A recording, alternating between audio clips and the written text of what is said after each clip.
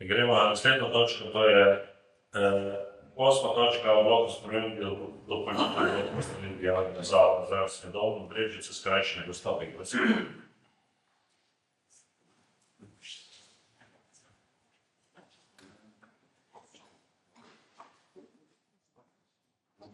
Pozdravljeni še enkrat.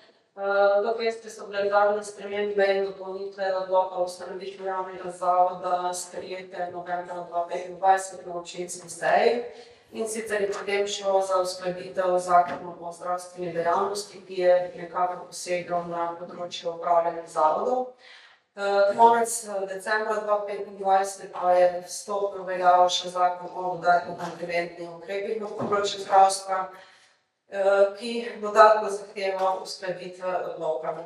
In sicer spremembe so pri pogojih za člane sveta zavoda, ki niso predstavniki delavcev, potem v pristojnosti direktorja, ki je v večji meri poslovodni organ, ki mora zagotoviti izvajanje sklepov sveta zavoda in ki pripravlja dokumente in jih posreduje v sprejem sveta zavoda.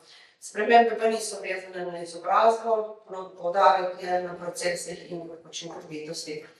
Potem so še dodatne spremembe pri imenovanju direktorja in pa pri pogojih za strokovno vodje za področje zdravstvene dejavnosti. In sicer ni več zahtevano znanje angleškega jezika in dokazovanje ravni B2 za dokazili. Kot že povedano, gre pri predlaganem dokumentu za uskladitev z zakonom. Zato, če ne bo bistvenih sprememb, predlagamo, da se predlog sprejme po skrajšanem postopku. Hvala. Želi kdo razpravljati? Smo poslušali več za uskladitev z zakonom. Kot vidi, ne, gremo kar potem naprej.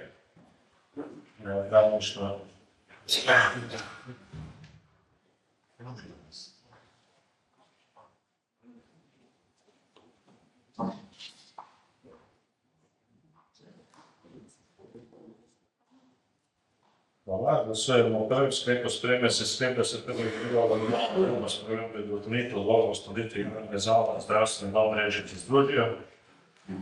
Glasujemo.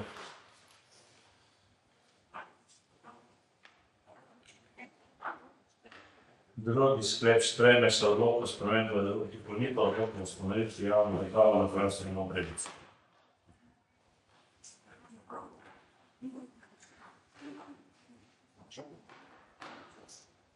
Ta je sprejeta in prehajamo na 9. točko dnevnega reda. Predlog odloka o nadomestitvi postopkov, ki sočasno obravnavajo prostorski krat svetnega akta. Prosim, Gordana Radovanović. Hvala za besedo, pozdravljam z mojim imenom. Z novelo zakona o urejanju prostora je bil uveden inštitut sočasne obravnave prostorskega izvedbenega akta in dokumentacije za pridobitev ter gradbenega dovoljenja.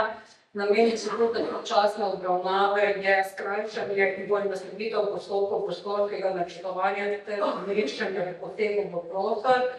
V primerih, ko ima investitor oziroma pobudnik že zelo dobro izdelano investicijsko namero in je hkrati ta namera vsebinsko usklajena z usmeritvami in cilji prostorskega razvoja občine. Takšen pristop omogoča, da se prostorski in tehnični vidik načrtovanje ureditev obravnava celostno in hkrati sočasno, kar prispeva k večji učinkovitosti postopkov in skrajšanju postopkov načrtovanja in projektiranja.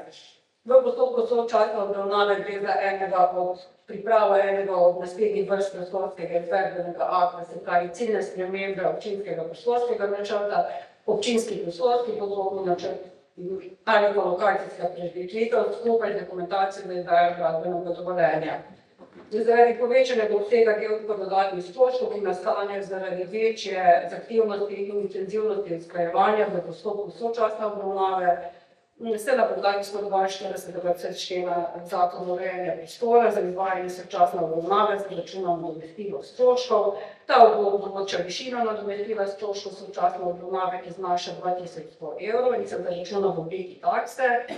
Je zavezanec za plačilo pobudnika ali investitor, če je ta pobudnik občina teh stroškov ni. Pridobljena sredstva bodo namenski prek občine za financiranje nalog urejanja prostora In v primeru, da pri razpravi na prvi obravnavi ne bo podanih bistvenih vsebinskih pripomb, bo besedilo odloka v drugi obravnavi enako besedilo odloka v prvi obravnavi, predlagamo zaključitev in da se ta odlok sprejme na isti seji, tako da se prva in druga obravnava združita. Hvala. Hvala. Odpiram razpravo, da o tem razpravljate. Vidim, da tudi tu ne, zato bi še kar na glasovanje, sprejme se prisotnost.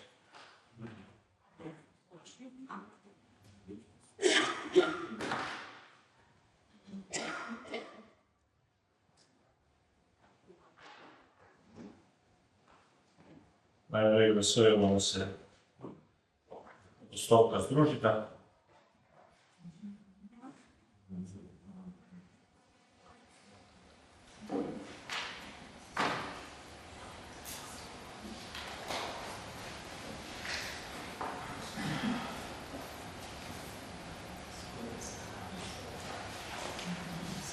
In pa drugi sklep, da se sprejme.